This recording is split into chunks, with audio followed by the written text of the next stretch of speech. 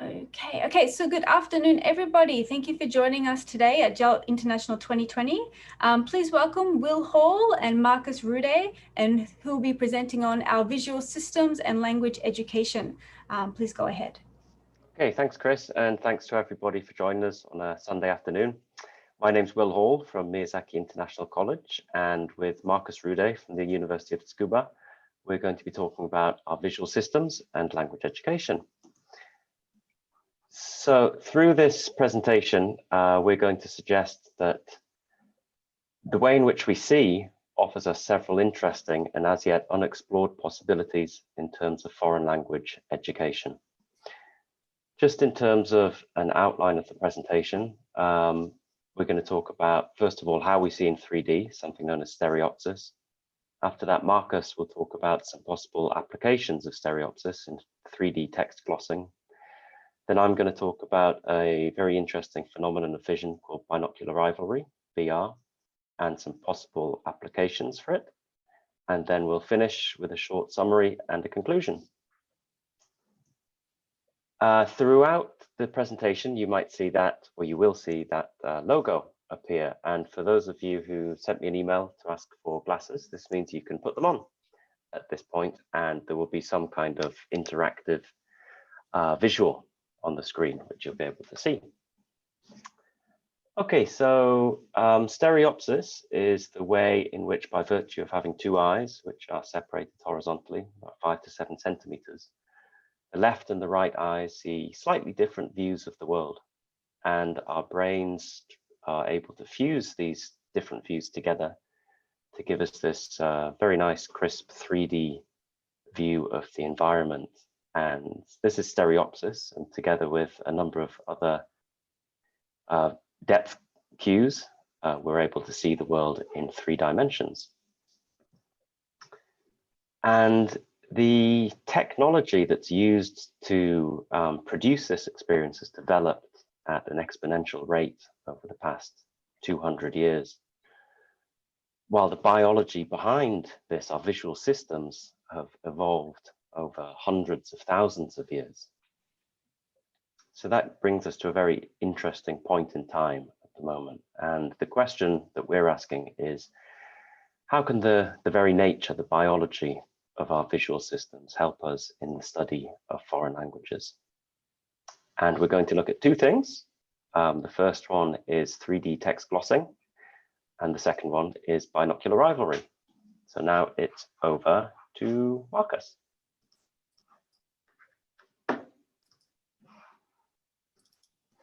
Hello, can you see my screen? Yep. All right, so I'm Markus Rude, and I will talk about now glossing. Glossing functions, glossing itself, translations or explanations of difficult words as we understand it. So the function can be for vocabulary acquisition, but also for text comprehension. And there are benefits for learning, as some research could prove, but there are also problems, for example, distraction of the learner. Paul Nation, the vocabulary researcher, suggested already in 1990, gloss is far from the unknown word in order to stimulate guessing, but learners prefer them near, maybe on the same page. So the open question is, what is the best place for glosses? And also, what is the best type of glosses in L1 or in L2? And here comes now a special potential of 3D glossing, if this would be realized.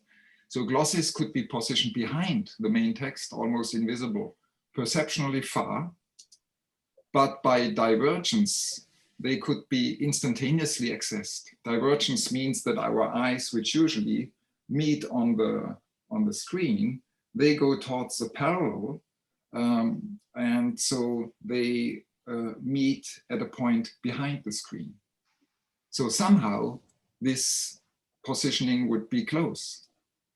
In 3D, also several layers of glosses would be possible at the same time. And distraction would not be as high as if all were perceived on the screen. Actually, these ideas have been already reported 10 years ago, but now technology is a step further and also cheaper.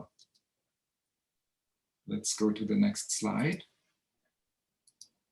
And here we can already try. If you have glasses, please use them now. Actually, this and some of the slides have been shown also in the workshop yesterday. Who has slides? Who has glasses? Could I see from the audience? So if somebody has, could you give a feedback? It seems none of them. Or Will has, of course. Okay, so actually here you would perceive, if you had glasses, the glosses behind the German text. So Alles fing an would be the main screen and began behind the text. And on the next slide, you could see that this effect is stable even if we zoom out. Even if we zoom out quite a bit, you would, maybe not on this slide because zoom has a limited precision.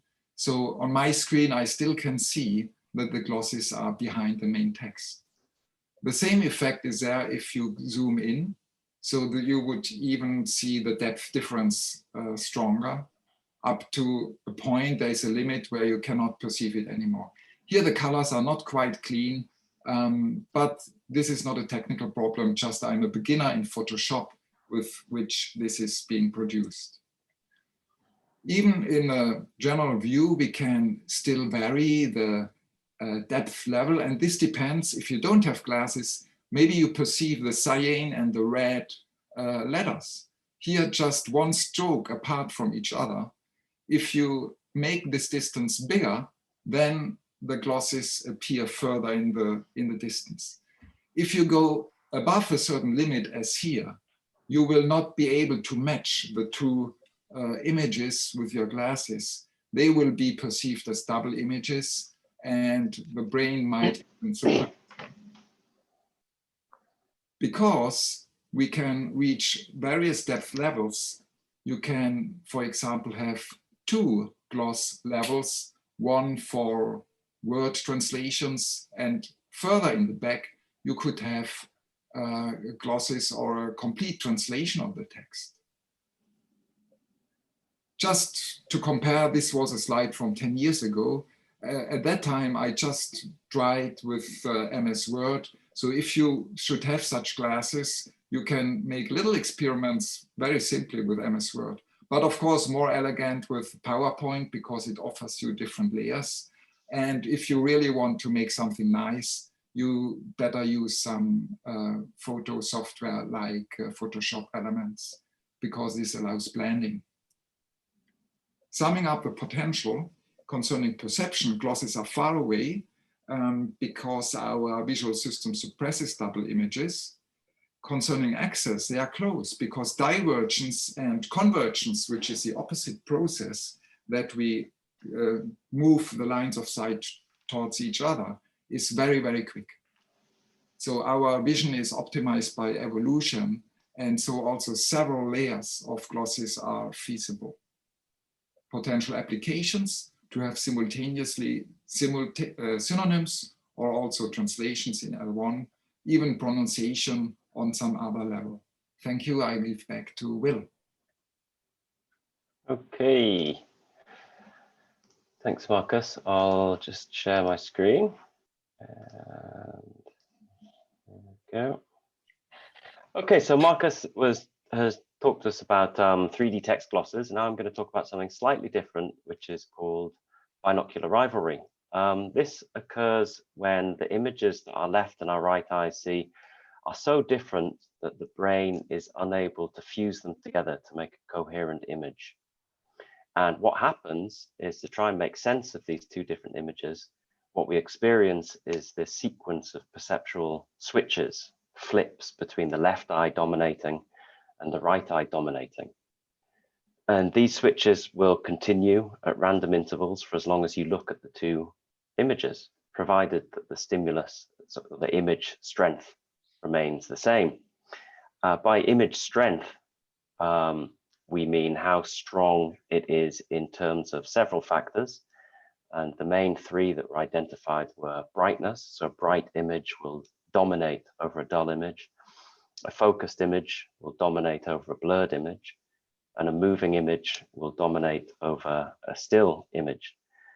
And these are what's known as bottom-up or stimulus-driven factors behind which image will dominate. There's also top-down cognitive-driven factors such as meaning, but that's a very that's another topic for research, which we're going to look at later.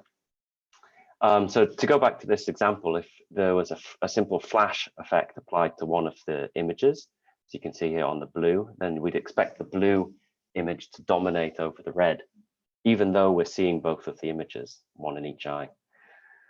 Likewise, if it was applied to the red image would dominate because it's become now more interesting in terms of stimulus strength, image strength.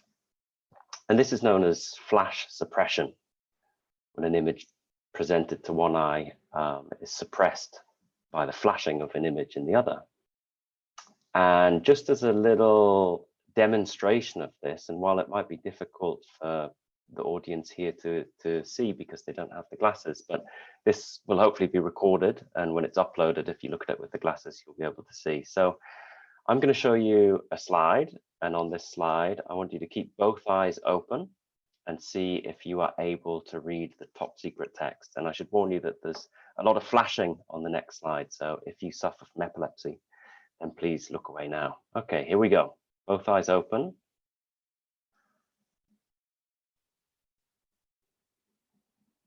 And if you want to reveal the text, all you need to do is just close your right eye and you should immediately see the words top secret text emerge. So this is known as continuous flash suppression, when the one image is totally masked by the flashing, more interesting image in the other eye.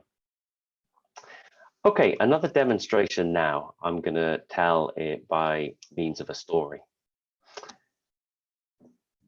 As most of you know, there was a big election in a country quite recently, and there was a red and a blue candidate. And the red candidate was only visible to the right, and you can demonstrate that by closing your left eye. The blue candidate was only visible to the left. When the candidates came together, you had this wrestling, this jostling for dominance, with one defeating the other one and coming forward, dominating conscious perception, while the other one was suppressed. At some times, the blue candidate became very vocal and started shouting and screaming, and then he would dominate conscious perception. He would come forward, and the red candidate would be suppressed. But of course, the red candidate was also capable of being noisy, and when he started making noise, he would tend to dominate conscious perception. So that's just a fun illustration of binocular rivalry there and how we can control which image dominates conscious perception. But how does this connect to language? Well, I wanted to discover if it's possible to control which text, which language dominates conscious awareness. So I did an experiment. And the aim of which was to see if we could control which language dominates conscious perception when the left and the right eyes see different language texts. 26 participants took part, and I showed them various slides where the left eye sees one language, Japanese or English, and the right eye sees the other.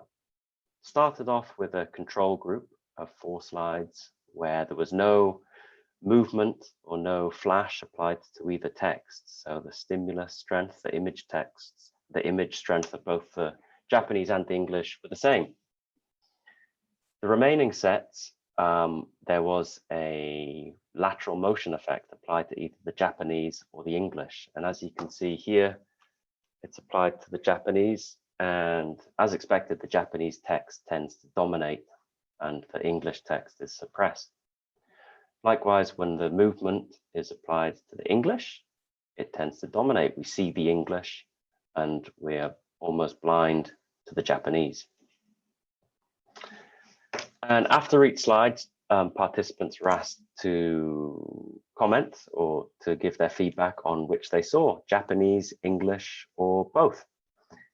And the results showed that, as expected in the control, they saw mostly English or mostly Japanese equally, whereas in the Japanese text as target, that means the Japanese text was moving, participants were mostly or more aware of Japanese than they were of English. Likewise, when the English text was moving, participants were more aware of the English than they were of the Japanese. Will, you've got about 4 minutes until Q&A. All right, brilliant. Thank you, Chris. So how might this be applied? Well, Markus was talking about the glossing of text using 3D glossing, and I think there's definitely possibilities for this to be applied to the glossing of digital texts. And the great thing about binocular rivalry is that via adjustments of the strengths of the text, of the images, we'd be able to dynamically conceal and reveal the target language. These red and green Anki sheets are still very popular with Japanese school students today. And in a way, this is kind of an analog version of what Markus and I are interested in our research. So we don't see why there's any reason why this couldn't be adapted to digital environments. Especially under COVID, teachers and students alike have very quickly adapted to learning online. And I think there's a lot of possibility nowadays for these kind of effects to be applied to digital texts online. Also, as technology is advancing very quickly, especially augmented and virtual reality, the headsets that you can get nowadays are becoming cheaper and cheaper, more accessible, and they could be used to produce VR effects, both for print in augmented reality or for virtual texts in VR. So I think there's a lot of really interesting possibilities there. So just to summarize quickly, we think that through the deepening understanding of how vision works, how our visual systems work, especially in neuroscience, brain imaging technology, we understand better how the brain works and how we internalize our environment. Together with developing technology to simulate these experiences, we think that the potential for their use in foreign language learning is really increasing, and there should be a lot of possibilities, especially in the future. And although it might seem like they're very tech heavy and reliant on technology, we think that they don't necessarily need to be reliant on digital technology. I mean, even these very cheap VR glasses, which can be attached to smartphones, they cost a few hundred yen. So you can actually produce these experiences very easily without expensive or high-tech equipment, and produce quite simple and actually quite refined solutions. Okay, so that brings us to the end of the presentation. And while maybe participants weren't able to experience the effects, but hopefully they could, you could understand kind of what we're interested in. So if anyone has any questions, we'd be really happy to hear those now. Okay, well, first up, let's quickly give Will and Markus a round of applause. Feel free to unmute yourselves or to give a virtual round of applause. Okay, thank you very much. Thank you. Thanks, Susan. Thanks, Kumi. Thanks, Brian. Any questions? Feel free to just unmute yourself and ask, or if you prefer, you can type in chat. Should I exit the screen share? Up to you. Maybe leave it up there in case someone wants to refer to the slides. Yeah. Sure.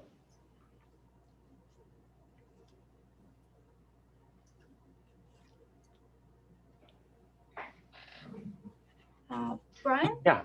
This was really fascinating. Thank you. Thanks, Brian. And I guess you're doing research rather than any kind of product development or anything. But my only feedback is that I actually don't have binocular vision, and not but that's something not many people around me are aware of. So I wonder if that's something you guys are keeping in mind for how you, I don't know, like package the idea or how you introduce it to learners, in terms of, you know, it won't be usable by some learners, and that might be not something that they've explained to teachers or their school or people around them. Yeah, thanks, Brian. Thanks for your comment. And it's definitely something that that we're aware of and that we think of. There's definitely constraints in terms of the accessibility or the effectiveness for everybody. And yeah, I think it's 1 in 10 people are unable to see 3D on a 2D surface through strabismus or various other things connected with vision. So it's definitely something we are aware of and thinking about. Yeah. Do you remember those, I'm sure you know of those magic eye images? They were all the rage when I was in primary school, and I remember often being made to feel like an idiot because I couldn't see. You're not, no, they were pretty difficult to see. Yeah. May I say something?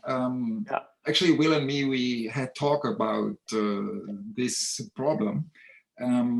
I mean, we are still in a research phase, so we did not think too much about it, we must admit. On the other hand, still 90% have binocular vision, so we still have to do research. But I want to say one thing here.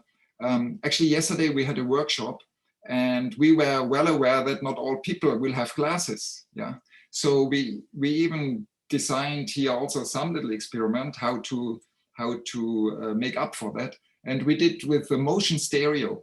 Yeah, so we can kind of, by moving the background, you can produce an effect which is a little bit similar.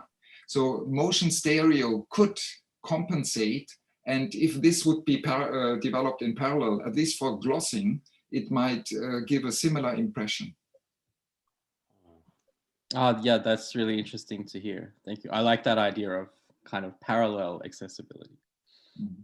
And I think this is very fascinating anyway.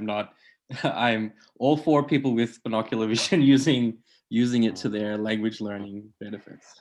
And I mean, there are quite a few problems actually, which we've come across. I mean, everybody has a dominant eye, even if you're able to see 3D, and how dominant it is depends on the person. So, I mean, there are various things that we need to consider as the research develops. Yeah.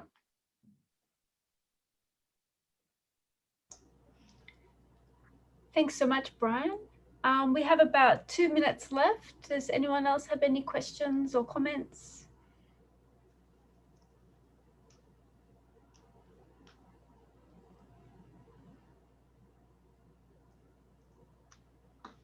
Maybe just a little comment. If somebody likes later to watch the video and should not have the glasses because you need to order them maybe through the internet, I just checked with these very simple slides, and it almost works also with them. Yeah, and they can be bought even in a 100 yen shop. Yeah, just a little comment.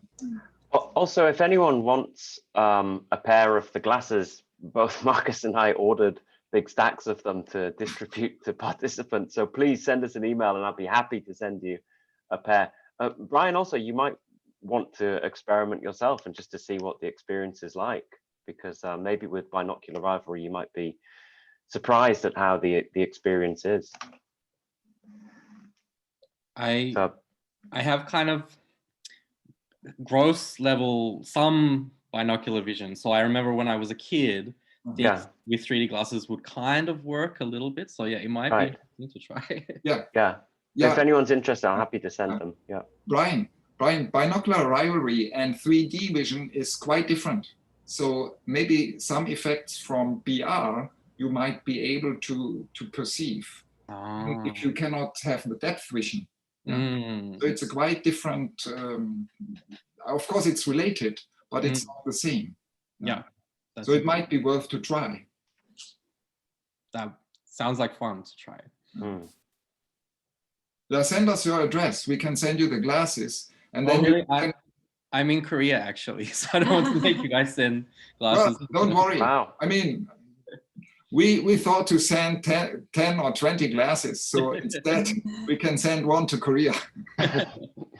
Will and Markus, have you got your email addresses on your slides anywhere? Maybe if you go back to the front slide and maybe just show your name and affiliation again, maybe Sure. people can We Google. are on our video. We have a video attached to our abstract. Mm-hmm. And in this video is our email addresses. Okay, so everyone, if you would like to get in touch with Will and Markus, please maybe Google up their title on YouTube. Look up their title on YouTube and then check out their video, and you can find their email addresses there. We've reached the end of the presentation slots, so let's have a final round of applause to Will and Markus. Thank you very much. Actually, I wrote the email address in the chat right now. If you like to have it, just send me. Thank you very much. Okay, thanks